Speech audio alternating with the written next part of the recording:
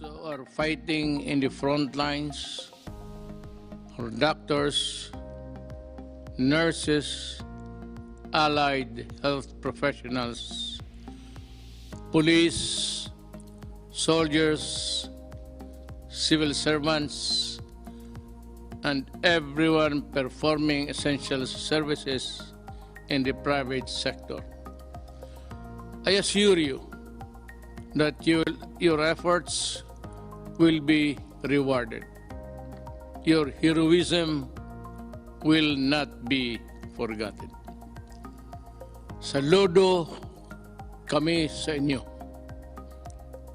Let me thank the LGUs who are doing their best to contain the spread of the virus in your localities. I see that you are employing innovative programs and initiatives to address the needs of your constituents. Yan ang dapat tulungan. Rest assured that the national government is behind you as we safeguard the welfare of our people in your communities. I issued an order to Executive Secretary Medjaldia clearly laying down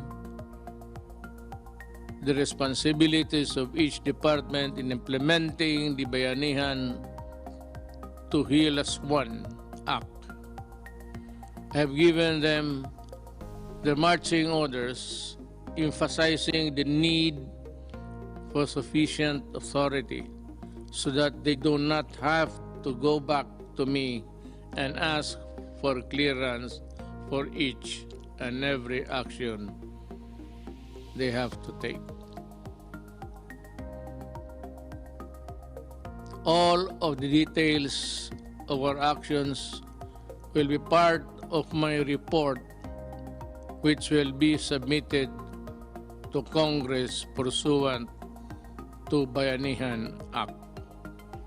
There are now only two powers in the law that I reserve strictly for myself. One is the power to direct the operation of private establishments. The other is the power to require businesses to prioritize contracts for materials and services necessary for the crisis. I will exercise these powers only when absolutely necessary. The government is now taking action and undertaking several key measures to overcome and recover from the effects of this pandemic. These measures have three main priorities. First, providing emergency assistance to affected sectors. The second, securing facilities for resources for the health sector. And third is performing fiscal and monetary action for the economy. First, the government is now launching the largest and widest social protection program in our country's history. Pinakamalaki itong tulong ng ibibigay ng gobyerno sa mamamayan sa history natin. Nagkaroon ng problemang ganito. To make up for the loss of economic opportunities due to quarantine measures in the place of COVID-19. We have allotted 200 billion pesos for low-income households who are badly affected by the current crisis. Sila ang nasa informal sector and those who live day-to-day on subsistence wages or no work, no pay. arrangements, beneficiary households will receive emergency support for their 2 months based on the regional minimum wage. However, I still count on everyone to also look out after their fellow men, their countrymen. To those who have more in life, I implore you to share in the cost of taking care of the less fortunate and keeping our society intact. They have also contributed to our prosperity in one way or the other. So let us support them in this crisis. Okay. Let it be said that in the hour of our country's greatest need, we all look out for and help each other. Buksan natin ang ating puso sa nangangailangan. I also appeal to the private sector to contribute in any way you can in dealing with this national emergency. We implore employers to do their part in protecting the welfare of the millions of Filipino households that belong to the formal sector and depend on their employers for continuous livelihood. For those who have silently helped away from the cameras, maraming salamat po. The government will provide a recovery package, especially to micro, small, and medium enterprises to help deal with the economic effects of this pandemic. My economic team is already creating the guidelines for this as I speak. To our farmers and our fisher folk, we have not forgotten you, and government is now employing quick response measures to help you during the crisis, as well as ensure food productivity, availability, and sufficiency during the period of the pandemic. Andito ang gobyerno para sa inyo. The government is also ensuring the unhampered flow of cargo under workers to maintain the continuous and steady supply of food, goods, and other essential supplies and items. A price freeze on commodities is already in effect, and measures to curtail hoarding and profiteering are also in place. Uulitin ko, hindi ito panahon para kumita. Hindi ito panahon ng pagsasamantala. Food packs and essential non-food items are also being distributed on LGUs in Metro Manila and the rest of Luzon. Contaminated areas in the Visayas and Mindanao are receiving similar assistance. More will be given to augment the requirement of LGUs in the coming days as we repackage the items in our stockpiles. Gagawin ko lahat para walang magutom. Second, we are marshalling and deploying the resources of government to provide our frontline health workers with everything they require so they can save as many lives as possible. We are now procuring medical supplies, devices, and personal protective equipments. About 1 million medical protective items are being acquired right now with the government and the private sector working together to purchase or produce the necessary quantities. We are also ramping up our capacity to test more broadly to take a fuller and more accurate picture of the spread of COVID-19 in the country.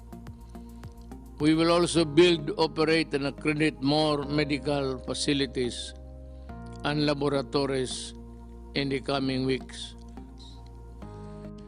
The outpouring of donations and support from the business organizations, foreign governments, and private individuals over the past few weeks have also been overwhelming. I therefore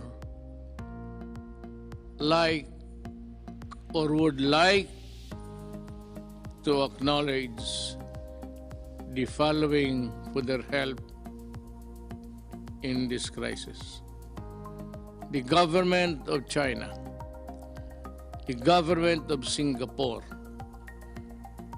the NGCP led by Big Boy C and Robert Cuyeto, Ramon Ang, Enrique Crason, Manny Pangilinan, Lucio Tan and Michael Tan, Simeon Heo of Shop Philippines, Century Peak Corporation, Gutianon Yap, Udema Foundation of Dennis Oy, also Robert Singh, Archie Po, yung who suffered loss, buhay niya, empleyado niya, pati yung aeroplano na crash on a evacuation mission to Japan. My condolences to the families, and I assure you na tutulong kami sa anumang paraan. Do not be discouraged.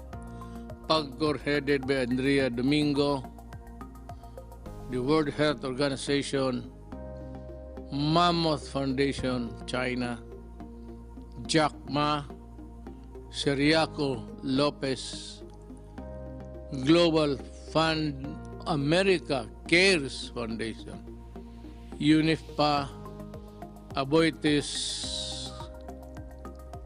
Foundation, D&L Corporation, Golden Tupper, Lander Superstore, Unilab Foundation, Alliance Global, Philippine Disaster Resilience Foundation, Temasek Foundation, as well as the countless others who have sent their assistance in our time of need.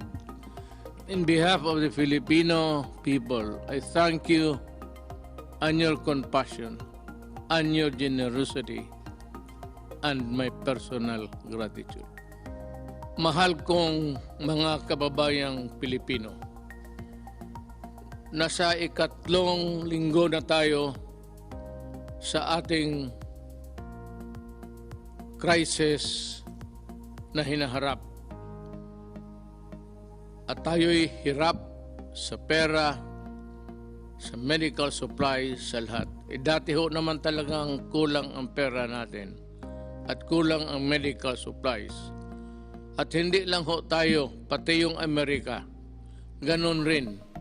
Kasi hindi natin akalain buong mundo na ganun kabilis, 2 araw lang after receiving the advice from China, the crisis was already here, COVID-19. Ang masasabi ko lang, meron tayong 200 billion na binigay sa akin ng Kongreso para gastusin ko. Yun naman ho ang ginagamit kong pakalat ngayon ng pera para mabigyan ang lahat. Galing doon sa walang trabaho, may trabaho, kalahating trabaho, ang mga mayaman hindi nakasali. Ako na may umaasa na itong ating mga trabahante na Pilipino ay gawin nila ang lahat para sa pakanan ng ating bayan. At ang kami dito, gawain ko ang buong kaya kong gawin para ho sa inyo. Kaya nga hindi ako nakalabas ilang araw, 2 araw.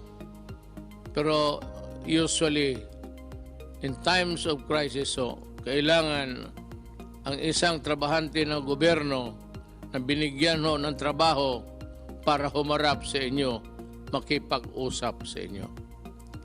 Ito ho ang garantiya ko. Ginagawa namin ang lahat ng makakaya namin. May mga doktor na, mga nurses, attendants na matay. Sila yung nasawi ang buhay para lang makatulong sa kapwa. Napakaswerte nila. Namatay sila para sa bayan. Yun ang dapat, ang rason na bakit tayo mamatay. Huwag tayo mamatay sa ibang rason na sagasaan ka lang at wala ka namang ginawa. It would be an honor to die for your country, I assure you. At ako naman ang filosofiya ko ganito. Sa nagtatrabaho, kung protected ka lang, make yourself fully covered, protected, para hindi lang madisgrasya. Pero ang doktrina ko sa buhay, ako, si Rodrigo Duterte, kung panahon ko na.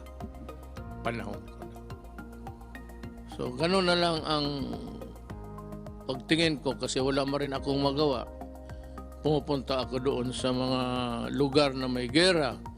Pumupunta ako doon sa may lugar na may pumuputok yung bomba. Pumupunta ako doon sa likod ng mga sundalo at nagrakrakan sila ng... hindi ko masabi kung kailan ako. Kaya sabi ko na lang, Diyos ko, pag panahon ko na, kunin mo na ako. Huwag kang mag-atubili.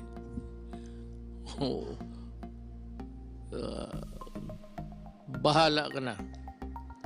So sa mga kababayan ko, hindi ko naman sinasabi na sundin ninyo ang aking filosofiya. But somehow, let the thought comfort you that I really worry about you. That I worry that you will not be able to reach an old age with your children and grandchildren. Kasi ako, nandyan na patapos na ako. Kaya ko masabi yan. So, trabaho lang tayo. Ang mga supplies nandyan na at makabili na tayo ng kailangan ninyo. Ngayon, sa mga tao na binigyan at people task of distributing the money, distributing the food, distributing the relief goods, kindly do it. I use the word to a T. Kung hindi nyo naintindihan yan, mag-research kayo. Pero talagang pag nagkamali kayo dito, hindi ko kayo palusutin. I will see to it, even tomorrow, if I discover some embezzlements, some hoarding there, at dinadivert yung pagkain sa mga tao na dapat hindi sa kanila, you better think. I am not a cruel man. Pero kung may report ang pulis I will order your detention hanggang matapos itong COVID-19. Sabi ko, wag ngayon. Wag na wag kayong mandaya, mangurakot, at taguin yung mga pagkain at yung iba hindi bigyan kasi you know, people sometimes think that they own whatever they receive from government. This is not yours. Neither is it mine. Pero kung mamuliti ka tapos makabalitaan ko na yun ang nagawa mo, I will suspend you ora mismo. And for those who are really absconding the money, I will detain you, I said. And maybe I will release you pagkatapos ng COVID. Hindi ako nananakot. Nagpapasalamat ako sa buong lahat ng aking mga doktor who are honest, at talagang natatrabaho. Sa inyo po, personal kong gratitude na hindi mabayaran ng pera. Ang papasalamat rin ng taong bayang Pilipino. Salamat po. At ako'y regularly makipag-usap sa inyo until this crisis is over. Huwag kayong matakot ngayon. Huwag na huwag kayong matakot kasi sabi ko may pera ako at kung meron man ang palpak-palpak dyan kunti, ayusin namin yan. Ayusin ni Lorenzana yan, the implementor, pati ni Anyo sa DILG. Ato si Galbeso, puro military na yan sila. At as a matter of fact, ganito, lahat ng contribution, lahat, ibigay mo doon sa opisina na set up ng task force. At